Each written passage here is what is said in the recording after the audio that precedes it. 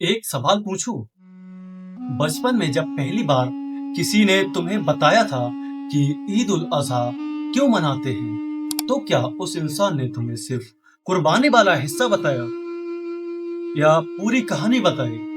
क्योंकि जो पूरी कहानी है वो बहुत कम लोगों को पता है। देखो, हजरत इब्राहिम अलैहिस्सलाम का नाम तो सबने सुना है, लेकिन उनकी पूरी जिंदगी अगर ध्यान से देखो तो एक चीज बार बार दिखती है: इम्तिहान।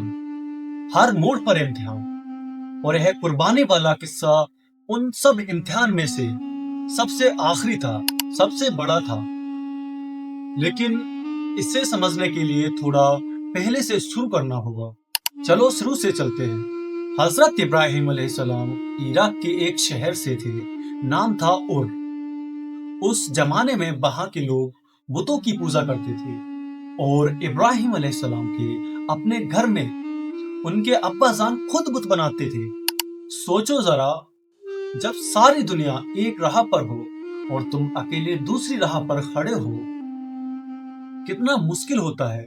इब्राहिम अलैहिस्सलाम ने अपने अब्बा को समझाया, अपनी कौम को समझाया, लेकिन किसी ने नहीं माना। और फिर जब उन्होंने बुतों को तोड़ा तो उस जमाने के बादशाह नमरूद ने हुक्म दिया, इसे आग में डाल दो। और एक बड़ा अलाव जलाया गया, इतना बड़ा कि पास जाने की हिम्मत किसी में नहीं थी। लेकिन इब्राहिम अलैहिस्सलाम उस आग में चले गए और अल्लाह ने आग को हुक्म दिया, ठंडी हो जा।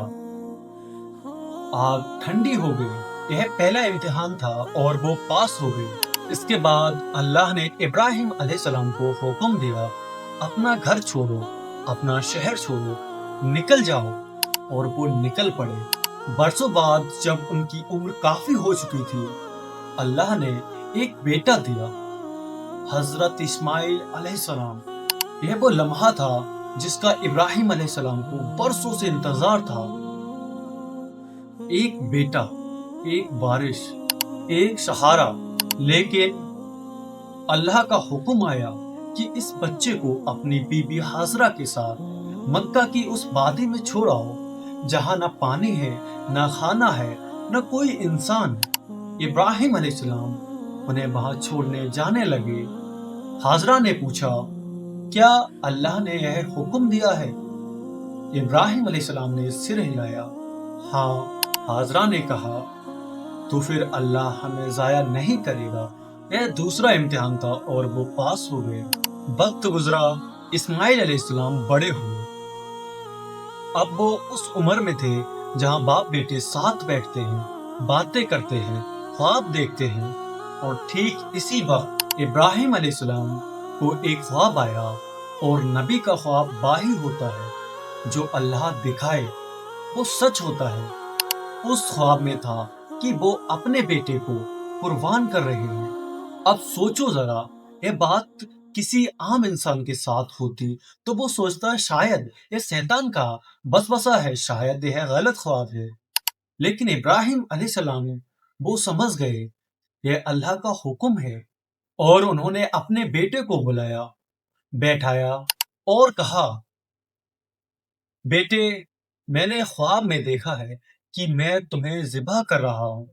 बताओ तुम्हारा क्या ख्याल है? यह लम्हा जरा रुक कर सोचो। एक बाप जो बेटे से बेपनाह मोहब्बत करता है, वो खुद अपने बेटे से पूछ रहा है, क्योंकि वो थोपना नहीं चाहते। वो चाहते हैं बेटा भी अपनी मर्जी से राजी हो। और इस्माइल अलैहिस्सलाम उन्होंने क्या जवाब दिया, अब्बा जान, जो अल्लाह का हुक्म है वो कीजिए, आप मुझे इंशाअल्लाह साबिरों में से पाएंगे। बाप ने बेटे को लिटाया और जब छुरी चलाई, छुरी नहीं चली। अल्लाह की आवाज आई, ए इब्राहिम, तुमने ख्वाब सच कर दिया।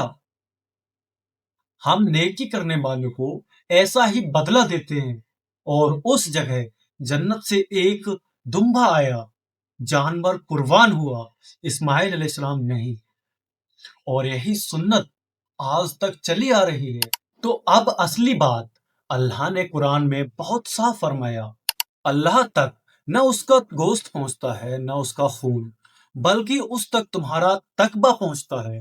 مطلب اللہ دیکھ رہا ہے کہ تم نے یہ قربانی کس نیت سے دی، کیا صرف دکھاوے کے لیے، کیا صرف رسم نبھانے کے لیے، یا سچ میں اس سوچ کے ساتھ کہ اللہ میرے ہر چیز سے مجھ سے زیادہ پیارا ہے۔ یہی تھا ابراہیم علیہ السلام کا سبق۔ اس عید پر ایک کام کرو، جب قربانی ہو تو ایک لمحے کے لیے رکو اور اپنے آپ سے پوچھو، اللہ کے لیے میں نے آج تک کیا چھوڑا؟ کوئی بری عادت، کوئی غلط رشتہ، کوئی جھوٹ، کوئی گھمنڈ؟ یہی اصلی قربانی ہے، اور یہی ابراہیم علیہ السلام ہمیں سکھا گئے۔ اللہ ہم سب کی قربانیاں ظاہر بھی اور باطل بھی قبول فرمائے، آمین۔